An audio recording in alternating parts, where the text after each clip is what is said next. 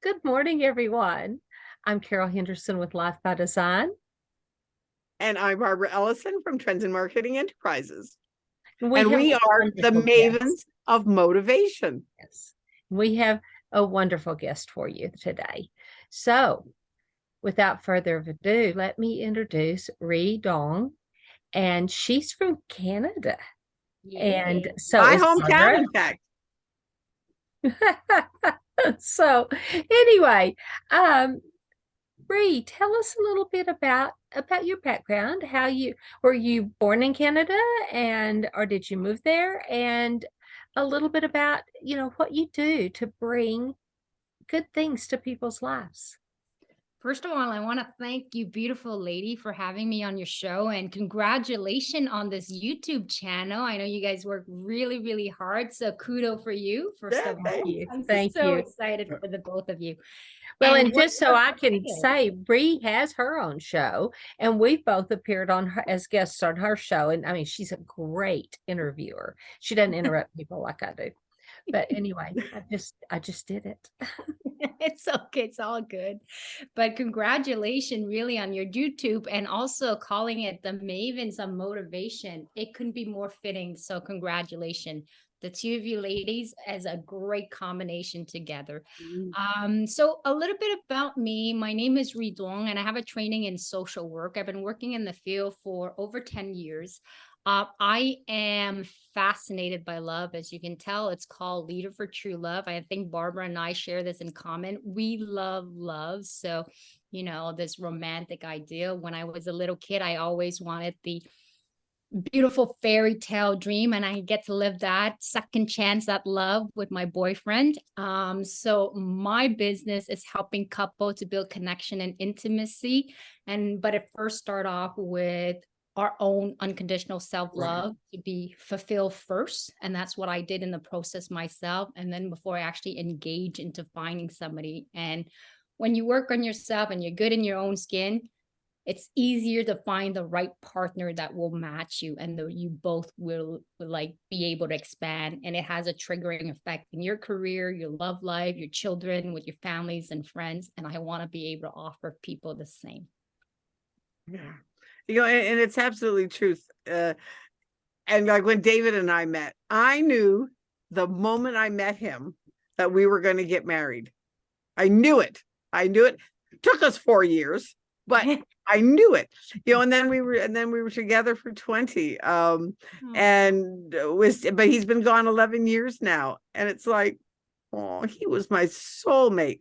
But you know what? It gave me just really that I want to have that again.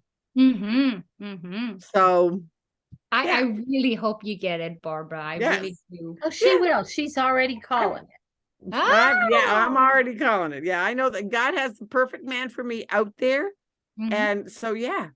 And I'm really thinking that it's going to be like 2023. So such an exciting year, Barb. So many things are coming together for so many people. For so many people, things seem to be coming together. It doesn't have to take a long time. It doesn't have to take this long, courtship or anything like that. I mean, right. Keith and I are the opposite of Barbara. We met, and the third date, we're going, is God telling you something? And he's going, I don't know. Is God telling you something? 2 months, we were married. Wow. Yeah. 49 years ago. Holy cow, that is crazy. Yeah. I would love to be able to be there. That if 49 years ago, that was great, because my boyfriend and I have said we want to live with each other till the age of 90. It should round up to about 49 years together. Well, get into the Bible. In Genesis 6, God gives us 120 years. So, shoot for that. You'll have a little bonus time. And Barbara's met Keith. I mean, we are very well suited. We're very different, but we're very well suited to each other. Well, that's fantastic. We can continue talking about love, because I'm super fascinated by love, and I almost thought that I was going to write a thesis in my master about love, which is still likely to happen. But for me to listen to you and to listen to Carol's story, how you're two opposite, and in 2 months, you guys actually got married. For me, I'm a very fast person. I make decisions very quickly. I don't like to waste time. I don't like shopping. So I go into the store, I know what I want, and I get out. That's me. Shopping. Nope. Don't like to shop. I used to love to shop till I had the modeling agency. And then I spent so much time in stores and so much time in fitting rooms and so much, time in the mall that it's like, yeah, I've been there, done that. It's kind of like the travel, traveled extensively internationally for many years. And it's like, Yes. When there's a few places I would like to go or be, but I don't know that I want to get there. Yeah. What are those places? I want to go to Ireland. I'd like to go to Germany. I want to go to Kenya. Yeah, I haven't been to Africa. I'd like to spend more time in Asia. So I don't know. I'd love to go back some of the other places I've been before and just see how they've changed. Had a chance. We were in Hong Kong 10 years before it went back to China, and we spent 9 days there. And then a friend of mine invited me to go, and it was literally New Year's or Chinese New Year's, but it was New Year's of the year that it went back. And so celebrations and craziness and stuff. And I could have gone for free. I mean, she had a companion ticket for free with her airline miles. And, we traveled internationally a lot, the two of us, split our meals so that, hotel was already taken care of. I mean, I could have gone on nothing and could not get there.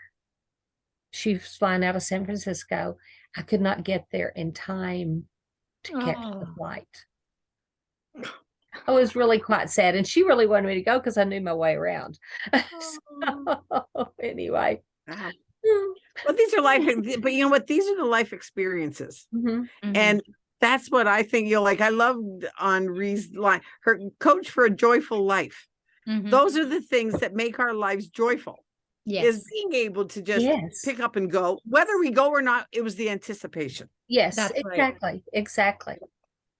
I find the anticipation are so much more fun. Like it's like the whole idea of the buildup of doing it. Like this year, my boyfriend, we just bought a scooter. It's in the winter, so we can't really go anywhere, but waiting for spring to come. So it was nice because it's like a dream of mine where when I'm on a scooter, I feel like I am traveling the world. Like I feel like back in Asia.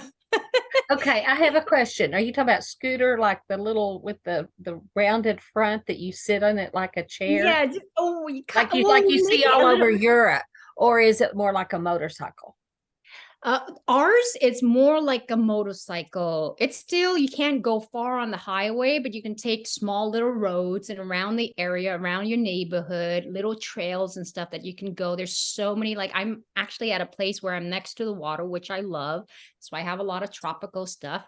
And it's a lot of trails for bicycles and stuff like that. So you can go with the scooter, and you can even go to little neat restaurant that's more authentic and stuff. So for us, it's almost always an adventure in our own little small town. Well, that's cool. That's cool. Yeah. So tell us about your journey. I'm the Harley girl. Yes, I'm a Harley girl. I want a Harley trike. Keith said that the other day. I said something about it, because he's grown his hair long for the first time since I've known him. It now goes into a ponytail, and it's a beautiful color. And anyway, I said, yeah, maybe we need to go get a motorcycle again. He goes, no, I wouldn't mind a trike. And I'm like, yeah, really? Because I haven't been able to talk him into a motorcycle. He rode Harleys before I knew him, but I never knew him. We moved friends into their apartment, and they rode, I rode, Keith rode. We never met. Never met. Hung out in the same apartment with the same friends. Wow. What are the chances? Yeah. That's crazy.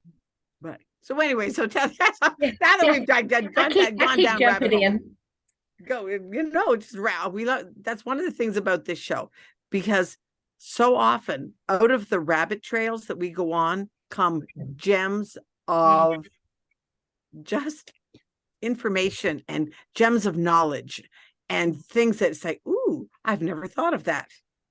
Yep. And that's what is such a fun thing about having a conversation. In fact, one thing, I was listening to a conversation style podcast this morning from his name's Bob Goff, and listening to him. And it was like, you know what? I really do like listening to conversational podcasts. They were just having a conversation. It wasn't like, and he said, you know what? We do not interview people. Interviews are boring. We have conversations with people. Yeah. And I went, see, where Carol and I are not the only ones that we want to have conversations with people. Get to know who you are. What makes you tick? What are you excited about? What, how did your journey start? How did you get started? Those things. Find out, what makes you float your boat float. So tell us about you. Well, you and I are the same. We love conversation. That's why on my podcast, Nothing Less Than Extraordinary is just conversation among regular Joe, average Joe, human being who have stories, life story that they want to share, that they overcome obstacles and stuff. Well, as for me, I think like my story is, I'll start off with the loss of my sister to depression.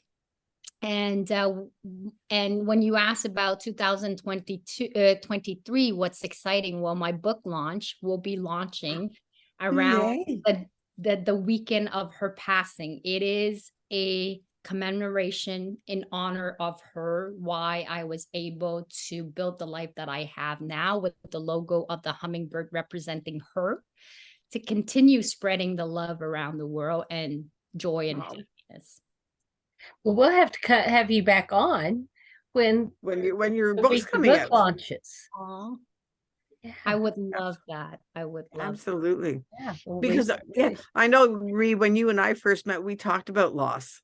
Yes. Because we talked about losing David, like me losing David and you losing your sister, and it's just such a profound subject, because we've all lost people.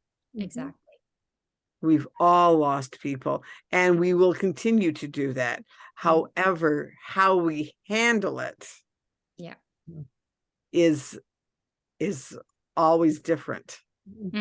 And some people recover and move on right away. Other people, like I know people that lost their husbands after I lost David. They're married and have been married now for 4 or 5 years already. And here's me. I think since David died, I've been on one date. Well, but you're not wallowing in the grief either. But I'm not wallowing. But I'm not that twice as long as since David's been gone. That's still there. That are still in that all grief. Day, every day. They're still in that widow's fog that you talk about. That they just, I have a friend, and that's what she did. She took on death.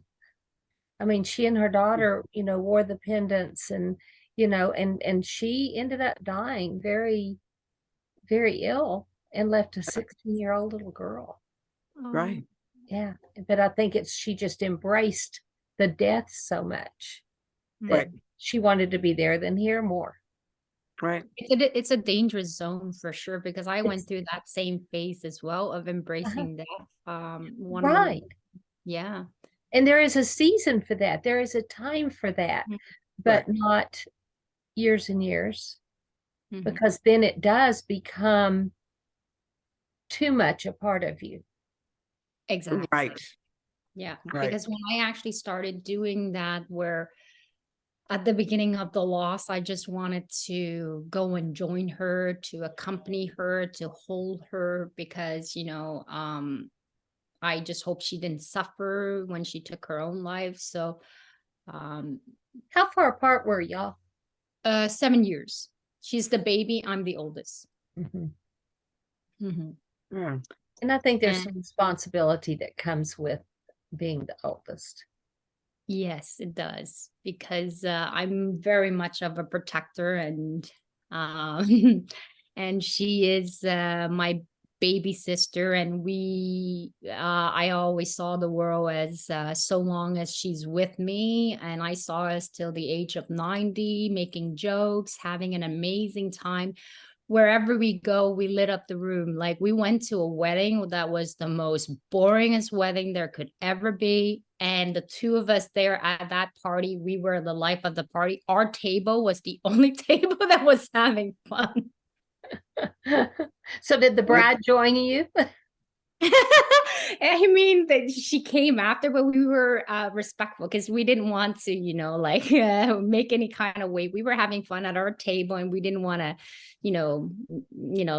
say anything else, because the party was, it's pretty, everything was pretty, but I think there was a misorganization in the whole thing.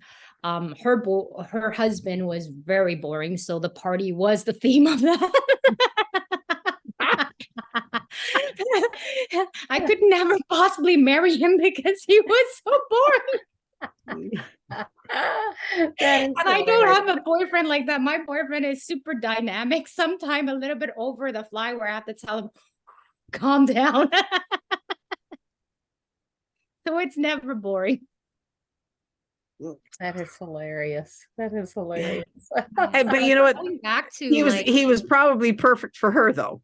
exactly. They were perfect he- for each for each other. other. Honestly, they really are. So I can't judge that. But going about like embracing death, when I actually, the first couple of weeks wanting to join her, I was putting my mind into her mind, getting into her mindset, what she must have felt, how it, like all of the thing that gone through her head. It was so bad because I was so connected to my sister. It almost felt like I was fusing into who she was, and I was walling into this dark hole. Luckily, I had a good friend that pulled me out, because I would have been in that dark hole, and I would never have been able to get out of the dark hole, because now I was becoming her identity. I was suffering in her pain and her agony. And then the motivation of like seeing my children, a husband, like it didn't matter. Like, I didn't want to exist into this world anymore. I wanted to be so much with her. So part of my like shell and heart was longing to be with her. Luckily, my friend said to me, because I was describing what I was doing, and then he said, Ry, don't go there, because you'll get stuck into that wanting to be in her zone, how she was living and being a part of. And I felt it energy wise. I was being pulled into a dark side that I couldn't get out. And just about the darkness about to close, I like not swam, but I got out just in time, where I started, okay, like I'm in this world, I'm on earth now, I have children, I got to tend, I got to do stuff. So I got out of that. And then and then I looked at my life, and I said, life is so short, and she would have wanted me to be happy, not dwell in sadness, even though she was gone. So we had a legacy that when she would get better from depression, we would build a business to empower women to live to their fullest expression, to be an inspiration to younger generations. So I had a mission. She was gone. We still had a dream. So one of us is still alive. Somebody's going to have to carry the torch. Right. And and it's the power of a goal. Yes. Yeah. I know. I tell the story of my dad when he was 92, and he really took sick, and he just was in the hospital. And my younger sister had called and said, gee, Barb, you guys better get up here, because we don't think Dad's going to make it. And so my older sister was down visiting me in Chicago, and we force rode back up to Montreal. We did it in one swoop. Potty breaks, that was it. Gas breaks, that was it.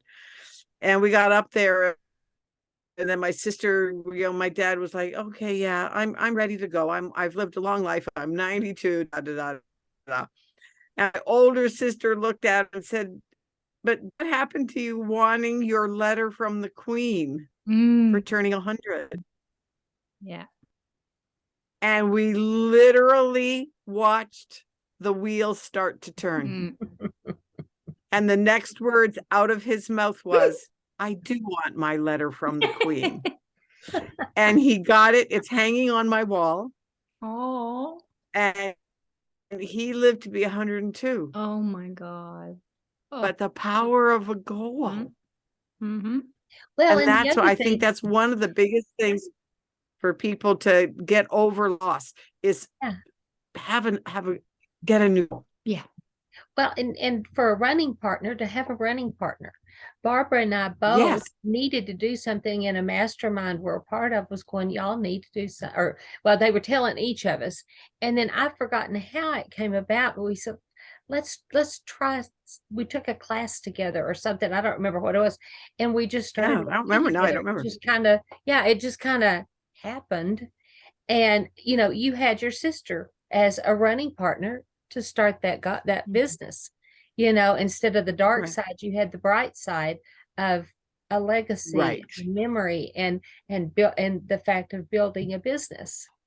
So absolutely. And I interview one of this lady. She's the only Cambodian. She lives in the state in Florida, I think. I just interviewed her just the other day. There's not many Cambodian out there in the sphere of the spotlight. We hate spotlight. She and I are the only exception to the rules, because I haven't met many Cambodians. It's been years. I was like, you mean Matt that do the YouTube thing? You don't mean that do YouTube stuff in general?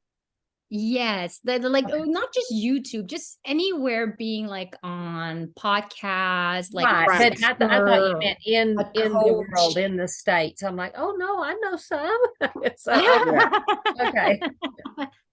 And I interview her, like she went through the Cambodian genocide and she was captive for 4 years, and explained about her experience.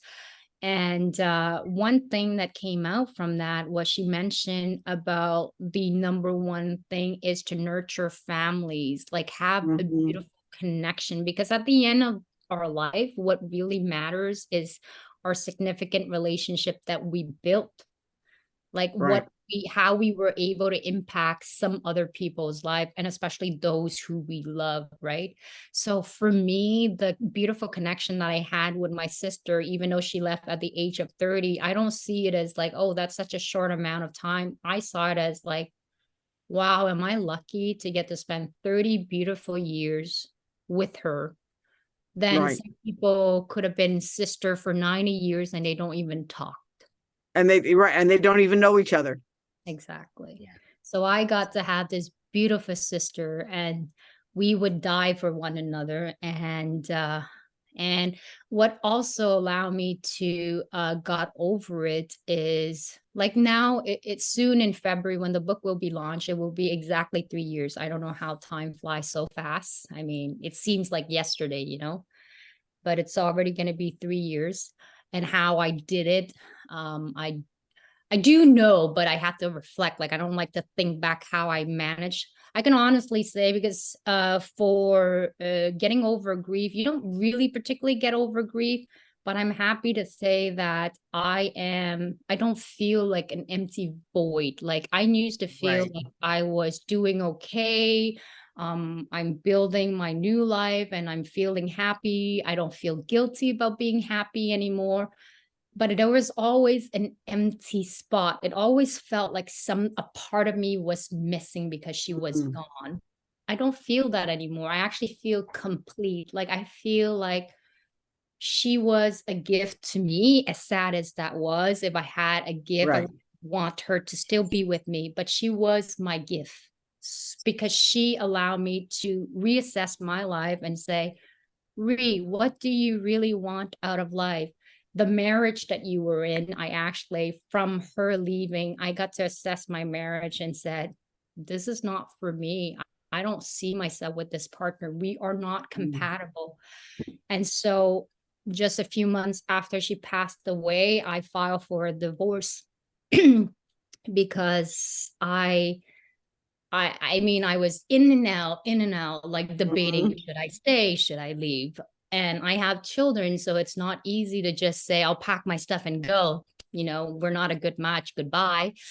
It had impact, you know, your Right. decision has an impact on the rest of your family. And when I look at it, thinking of my sister, what would she have wanted from me? And the only thing she would have wanted from me is to pursue my dream and to be happy and loved, because she knows I'm a deeply romantic person and all I talk about is Mhm.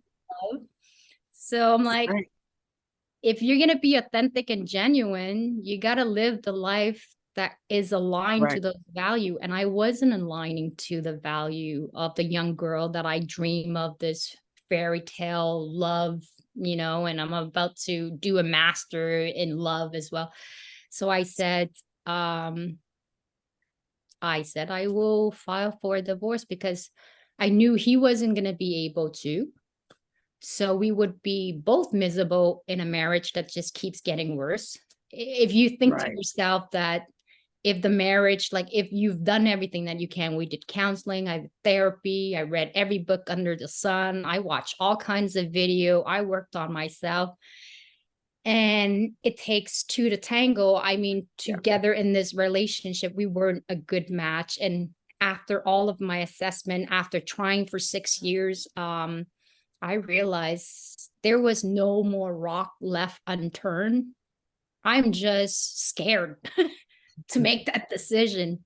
And I can continue living scared of wanting something better for myself, knowing that there's something better. But I was so comfortable in the life that I was living, afraid of the unknown, afraid of what's going to happen. So I made all kinds of justification why it was better to stay in an unhealthy relationship Yeah. until she passed away. And I said, you know what? It's now or never. So that's what I did.